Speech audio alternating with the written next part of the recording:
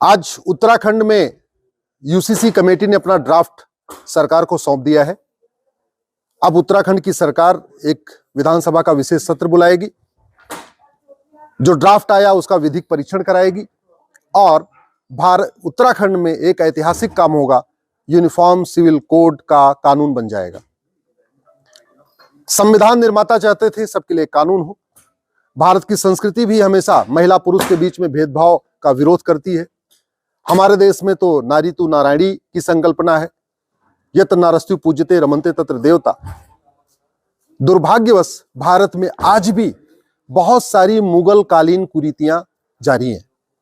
जो भारत में कुरीतियां आई उनके खिलाफ कानून बना, छुआछूत की कुरीति आई उसके खिलाफ कानून बना, सती प्रथा कुरीति आई कानून बना। लेकिन जो मुगल कालीन कुरीतियां आई, तलाके बिद्दत, तलाके हसन, तलाके एहसन, तलाके बाइन, तलाके किनाया, उनके खिलाफ कानून नहीं बना। जब उत्तराखंड सिविल कोड बन जाएगा तो उत्तराखंड में इन कुरीतियों के लिए कोई स्थान नहीं होगा। इन कुरीतियों को अपराध घोषित कर दिया जाएगा। मुगल काल में और भी कुरीतियां आई, निकाह हलाला, निकाह मुताह, निकाह मिस्यार, तहर्रुस, इन कुरीतियों के खिलाफ भी कानून नहीं बना। जब उत्तराखंड सिविल कोड आएगा ये कुरीतियां भी खत्म हो जाएंगी। उत्तराखंड सिविल कोड आएगा तो उत्तराखंड में सभी बेटियों की शादी की जो उम्र है ना, एक समान हो जाएगी। अभी जो कुछ लोगों की शादी की उम्र 9 साल है वो खत्म हो जाएगी, सबकी शादी की उम्र 18 साल हो जाएगी, सभी बेटियों की। उत्तराखंड सिविल कोड लागू होने के बाद उत्तराखंड में शादी का रजिस्ट्रेशन सबके लिए कंपलसरी हो जाएगा। अगर लिव इन में रह रहे हैं तो भी शादी का रजिस्ट्रेशन कंपलसरी हो जाएगा। उत्तराखंड सिविल कोड लागू होने के बाद मेंटेनेंस यानी गुजारा भत्ता ये सबके लिए अनिवार्य हो जाएगा, सबको देना पड़ेगा। ग्राउंड्स ऑफ डिवोर्स कॉमन हो जाएगा। अगर कोड होने पे डिवोर्स होगा या नपुंसकता के आधार पे डिवोर्स होगा या बाजपन के आधार पे डिवोर्स होगा, तो जो भी ग्राउंड होगा वो सबके लिए एक होगा, अलग अलग नहीं चलेगा। प्रोसीजर ऑफ डिवोर्स भी कॉमन हो जाएगा। ये जो अब 3 तलाक तो भले खत्म हो गया, लेकिन तलाके हसन, तलाके एहसन, तलाके बाइन, तलाके किनाया चल रहा है, ये खत्म हो जाएगा।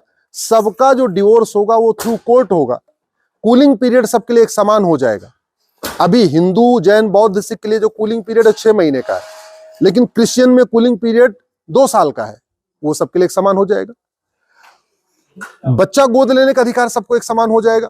अभी हिंदू, जैन, बौद्ध, सिख में अगर मायदे में शादी हो गई, बच्चा नहीं हुआ तो गोद ले सकते हैं, लेकिन हमारी मुस्लिम बेटियों को बच्चा गोद लेने का अधिकार नहीं है। कई बार ऐसा होता है बच्चे नहीं होते, इसके चक्कर में 2 शादी कर लेते हैं, 3 शादी कर लेते हैं। अब मान लो कमी अगर हस्बैंड के अंदर है तो 2 शादी करो चाहे 3 शादी करो, बच्चा तो पैदा नहीं होगा। कई बार ऐसा भी देखा गया कि प्रॉपर्टी का, चूंकि बेटे और बेटी में भेदभाव में अंतर है प्रॉपर्टी राइट में, अपने दामाद को प्रॉपर्टी नहीं दे सकते, प्रॉपर्टी पूरी अपने बेटे को दे सकते हैं। तो 5 बेटी हो जाती है तो लोग बेटे की चाह में एक और शादी कर लेते। तो अब क्या होगा, उत्तराखंड सिविल कोड आने के बाद बेटे और बेटी के बीच में भेदभाव खत्म हो जाएगा। विरासत का एक समान अधिकार सबको होगा, वसीयत का एक समान अधिकार सबको होगा, बच्चा गोद लेने का एक समान अधिकार सबको होगा, बच्चे के भरण पोषण का भी अधिकार सबको एक समान होगा, माता पिता की देखभाल का अधिकार भी सबको एक समान होगा। तो कहने का मतलब कि जो कुरीतियां हैं खत्म होंगी, कुप्रथाएं खत्म होंगी और सबको एक समान अधिकार। संविधान का मतलब ही होता है संविधान, ऐसा विधान जो सबके लिए समान हो उसको कहते हैं संविधान। दुर्भाग्यवश अभी भी भारत में भी और उत्तराखंड में भी हिंदू का अलग विधान चल रहा है, मुस्लिम का अलग विधान चल रहा है, पारसी का अलग विधान चल रहा है, ईसाई का अलग विधान चल रहा है। तो यूसीसी आने से सबका एक विधान हो जाएगा। किसी के धार्मिक मामलों में कोई इंटरफेरेंस नहीं होगा। गुरुद्वारा जो लोग जैसे जाते हैं, जैसे वहां शादी करते हैं, वैसे ही करते रहेंगे। मंदिर में आरती वैसी ही होगी, मंदिर में लोग जैसे जाके अपना 7 फेरे करते हैं या घर में करते हैं वो एज इट इज करेंगे। नमाज एज इट इज होगी, अजान एज इट इज होगी, चर्च में प्रेयर एज इट इज होगी, उसमें कोई इंटरफेरेंस नहीं होगा। लेकिन जो कुरीतियों को लोगों ने अपना पर्सनल लॉ समझ रखा है, वो कुरीतियां खत्म होंगी। कुरीतियों के खिलाफ एक कानूनी प्रक्रिया होगी, कुरीतियों के खिलाफ बाकायदा दंड मिलेगा। और सरकार का काम भी यही है, सरकार का काम भी है धर्म की जय हो, अधर्म का नाश हो, प्राणियों में सद्भावना और विश्व का कल्याण हो। सरकार का काम है भारत के संविधान को लागू करना। संविधान निर्माताओं ने जो सपना देखा था, 23 नवंबर 1948 को यूनिफॉर्म सिविल कोड हमारे संविधान का हिस्सा बन गया। लंबी चर्चा के बाद 21 नवंबर को बहस हुई थी, 21 नवंबर 1948 को बहस शुरू हुई 3 दिन बहस हुई, 21, 22 और 23, और फिर 23 नवंबर 1948 को हमारे संविधान में आया। लेकिन अन्य राज्य इसको लागू नहीं कर पाए। उत्तराखंड की सरकार इसको लागू कर रही है।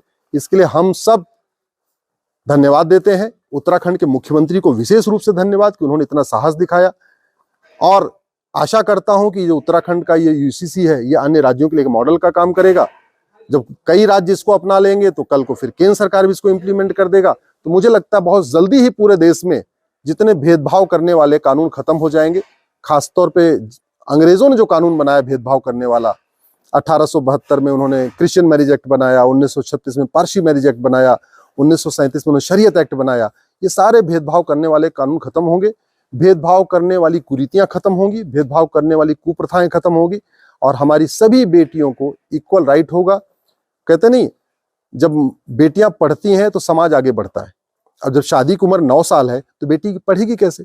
तो यूसीसी आएगा तो बेटी पढ़ेगी और बेटी आगे बढ़ेगी, और बेटी आगे बढ़ेगी तो समाज भी आगे बढ़ेगा। तो मेरा ये मानना है कि बहुत ही ऐतिहासिक काम है, और आशा करता हूं कि बहुत जल्दी ही इसको कई राज्य इसको अडॉप्ट कर लेंगे, और यूसीसी जो उत्तराखंड सिविल कोड है अन्य राज्यों के लिए एक मॉडल का काम करेगा। जहां तक कुछ लोग कह रहे हैं कि हमारे धार्मिक मामलों में इसमें इंटरफेयर हो सकता है, तो याद कर रखिए, भारत बाइबल या कुरान से नहीं चलता, भारत संविधान से चलता है। भारत में आर्टिकल 25 धर्म का अधिकार तो है, धार्मिक स्वतंत्रता है, अधर्म की स्वतंत्रता नहीं है।